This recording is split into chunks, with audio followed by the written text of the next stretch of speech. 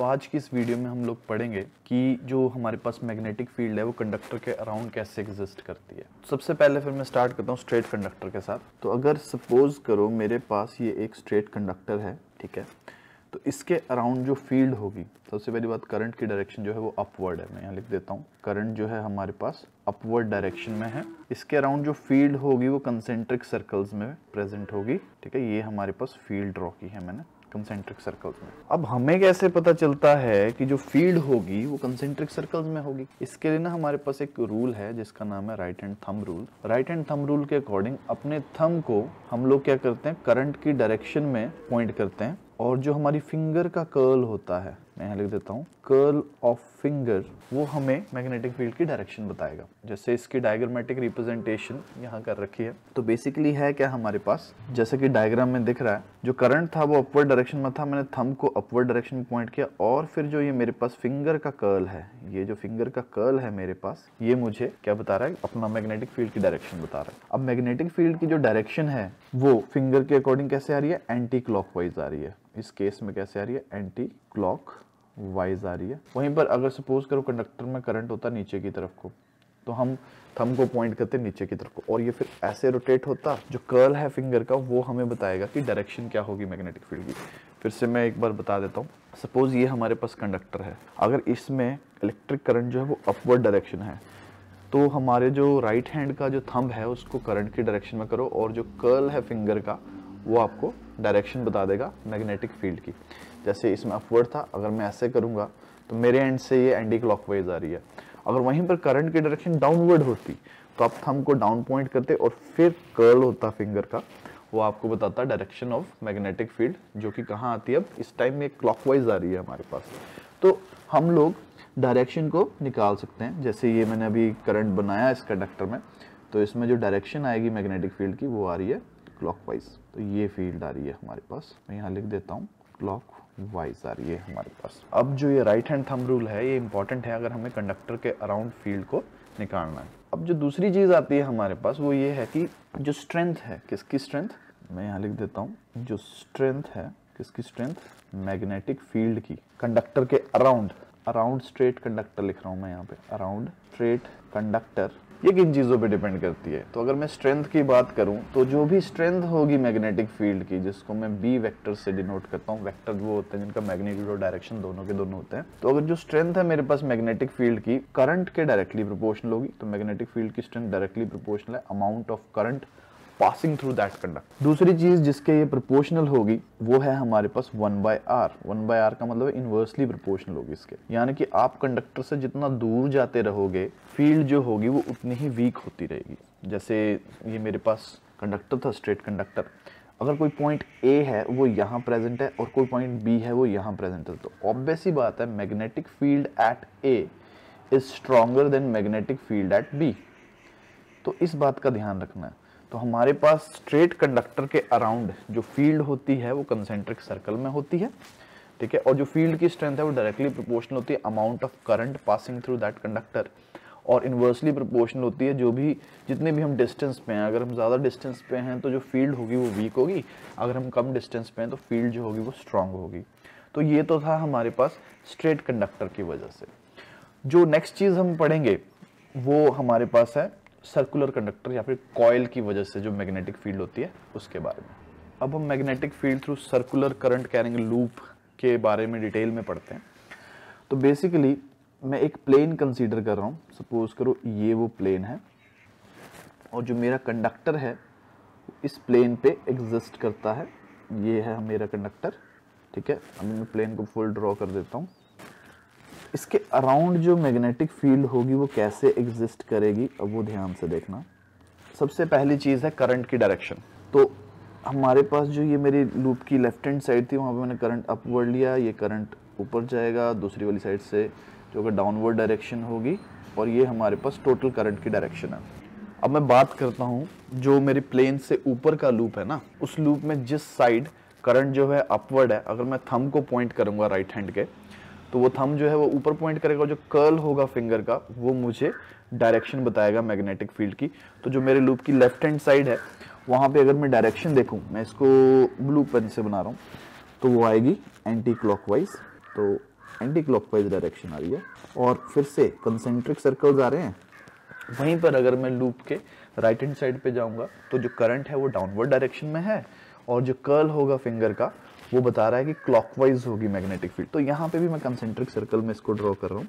तो ये हमारे पास कंसेंट्रिक सर्कल है, लेकिन जैसे जैसे मैं लूप से दूर जाता रहूंगा, ये सर्कल्स तो रहेंगे लेकिन धीरे धीरे ये स्ट्रेट होते रहेंगे, और अगर मैं लूप के बिल्कुल सेंटर में देखूँ ना, ये स्ट्रेट जाएंगे। ठीक है, तो ये हमारे पास फंडा होगा। अगर मैं इस लूप को ना और डिटेल में थोड़ा सा बनाऊं तो ये हमारे पास लूप की रिप्रेजेंटेशन दे रखी है एक ऑलरेडी। तो अभी लूप के बारे में हमने डिटेल में पढ़ लिया। अभी लूप के बारे में जो प्रॉपर्टीज हैं वो ध्यान रखना कि अगर मैं वायर के पास जा रहा हूँ, यानी कि लूप के क्लोजर हूं अगर मैं, तो जो मेरे पास मैग्नेटिक फील्ड लाइन है वो क्या है, सर्कुलर है। अगर मैं लूप के कहाँ देख रहा हूँ, सेंटर में देख रहा हूँ, तो सेंटर के केस में क्या है, स्ट्रेट लाइन आ रहा है हमारे पास। ये देखो, ये सेंटर वाली जो लाइन है ये क्या है हमारे पास, स्ट्रेट लाइन है, और जो हमारे पास लूप के पास है वहां पे हमारे पास कंसेंट्रिक सर्कल्स आ रहे हैं। तो ये थी हमारे पास magnetic field due to current carrying loop. अब जो चीज हमने नोट करनी है इसमें वो ये है कि जो ये करंट कैरिंग लूप है इसमें स्ट्रेंथ किस पे डिपेंड करती है, मैग्नेटिक फील्ड स्ट्रेंथ जो है वो किन चीज़ों पे डिपेंड करती है। तो करंट कैरिंग लूप के केस में जो स्ट्रेंथ होती है, कौन सी स्ट्रेंथ, मैग्नेटिक फील्ड की जो स्ट्रेंथ होती है, strength of magnetic field, B vector जब भी ड्रॉ करो उसका मतलब मैग्नेटिक फील्ड के बारे में बता रहा हूँ, तो ये डायरेक्टली प्रोपोर्शनल होती है अमाउंट ऑफ करंट। जितना ज़्यादा करंट होगा फील्ड उतनी ही स्ट्रांग होगी। इनवर्सली प्रोपोर्शनल होती है डिस्टेंस के, 1/r आ गया। और एक और चीज है, ये डायरेक्टली प्रोपोर्शनल होती है नंबर ऑफ टर्न के।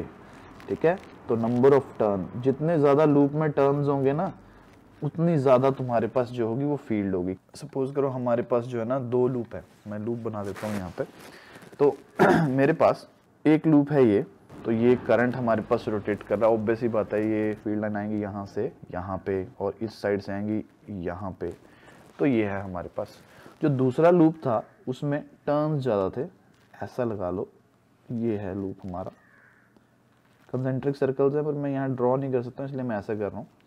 तो इसमें भी अमाउंट ऑफ करंट सेम है, लेकिन इस नंबर ऑफ टर्न्स जो है वो क्या है, ज़्यादा है। ठीक है, उस केस में सिर्फ एक टर्न था। तो देखो, मैग्नेटिक फील्ड डायरेक्टली प्रोपोर्शनल होती है करंट के, करंट तो दोनों में सेम है। मैग्नेटिक फील्ड डायरेक्टली प्रोपोर्शनल होती है इनवर्स ऑफ डिस्टेंस, यानी कि डिस्टेंस के इनवर्सली प्रोपोर्शनल हो गई। ठीक है, तो हमारे पास ये दोनों चीजें तो सेम है, मैं ये कंसीडर कर रहा हूँ कि इनके दोनों के रेडियस भी सेम थे। तो अब ये दोनों फैक्टर तो सेम हो गए। अब जो डिसाइडिंग फैक्टर बनता है, यानी कि इन दोनों में से फील्ड किस में स्ट्रांग होगी, वो है नंबर ऑफ टर्न्स। तो जो हमारे पास ये वाला है इसमें नंबर ऑफ टर्न्स ज्यादा है, इसलिए इसमें फील्ड ज्यादा होगी। और जो दूसरे वाला लूप था उस केस में जो मैग्नेटिक फील्ड होगी वो वीक होगी as compared to second one. तो ये हमारे पास लूप के बारे में था। अब लूप के बारे में एक और चीज है, ये हम लोगों को लर्न करनी पड़ती है ये चीज, तो तुम ये चीज याद रखना। सपोज करो अगर तुम लूप को फ्रंट से देख रहे हो और उसमें करंट हुआ एंटी क्लॉकवाइज, तो याद रखना जो मैग्नेटिक फील्ड लाइंस होंगी वो इससे बाहर की तरफ को आएंगी। और मैग्नेटिक फील्ड कहाँ से निकलती हैं, नॉर्थ से निकलती हैं। तो तुम्हारा लूप के ऊपर नॉर्थ पोल बनेगा और लूप के नीचे जो है वो साउथ पोल बनेगा। लेकिन अगर फ्रंट से देखने पे जो लूप में करंट है वो क्लॉकवाइज है, तो इस केस में तुम्हारे पास साउथ पोल बनेगा, यानी कि जो फील्ड लाइन होंगी वो यहाँ पे इनसाइड में होंगी। तो जब भी करंट किसमें, इन लूप क्या होगा, एंटी क्लॉकवाइज होगा, तो हमेशा नॉर्थ पोल होगा। ठीक है, और जब भी करंट जो होगा किसमें, लूप में, क्लॉकवाइज होगा, तो हमारे पास साउथ पोल बनेगा। तो मैं यहाँ लूप बनाता हूँ। ठीक है, अब ये याद रखना जो लूप की मैंने साइड मार्क की है अपना ब्लू के साथ हल्की हल्की सी, ये वाली साइड जो वो बैक साइड है इसकी, और दूसरे वाला फ्रंट पे है, ये ऐसा है लूप। तो अब इसमें जो करंट की डायरेक्शन है वो सपोज करो अगर मैं ऊपर से देखूं इसको ना, टॉप से देखूं इसको, तो वो है हमारे पास एंटी क्लॉकवाइज है। अगर एंटी क्लॉकवाइज है तो ऑब्वियस ही बात है फील्ड लाइन बाहर की तरफ को निकलेंगी और नीचे से फील्ड लाइन एंटर करेंगे, क्योंकि नीचे कौन सा पोल बनेगा, साउथ, ऊपर कौन सा पोल बनेगा, नॉर्थ पोल बनेगा। नॉर्थ पोल यहाँ बनेगा, साउथ पोल यहाँ पे बनेगा। ठीक है, फिर जैसे जैसे मैं बाहर की तरफ को जाता रहूंगा रेडियली आउटवर्ड जाती रहेंगी ये, तो ये हमारे पास फील्ड लाइन ड्रॉ कर रहा हूं मैं। तो हम लोग जो है अपना ये पता लगा सकते हैं कि हमारे पास करंट कैरिंग लूप जो है उसमें नॉर्थ कहाँ होगा और साउथ कहाँ पे। अब ये देखो नॉर्थ पोल से ना रेडियली आउटवर्ड निकले, तो मैं इन सब पे एरोज ड्रॉ कर रहा हूँ डायरेक्शन बताने के लिए। साउथ में ये इनसाइड एंटर कर रही है, तो ये हमारे पास करंट कैरिंग लूप की वजह से जो मैग्नेटिक फील्ड प्रोड्यूस होती है उसका बिहेवियर है हमारे पास। तो गाइज इस वीडियो में हमने ये पढ़ा कि जो स्ट्रेट कंडक्टर्स होते हैं उनके अराउंड मैग्नेटिक फील्ड कैसे एग्जिस्ट करती है, और जो लूप में होते हैं कंडक्टर, जो कॉइल्स होती हैं, उनके अराउंड मैग्नेटिक फील्ड कैसे एग्जिस्ट करती है। उसके बाद मैंने ये पढ़ा कि लूप में कैसे नॉर्थ और साउथ पोल बनते हैं, और कैसे जो मैग्नेटिक फील्ड लाइन है वो सेंटर में स्ट्रेट होंगी, और जो जब हम लूप के पास होंगे वहां पे कंसेंट्रिक सर्कल में प्रेजेंट होंगी। तो इस वीडियो में हम लोग सिर्फ और सिर्फ ये दो चीजें ही पढ़ेंगे। जो नेक्स्ट आने वाली वीडियो है उसमें हम सोलेनॉइड के बारे में पढ़ेंगे।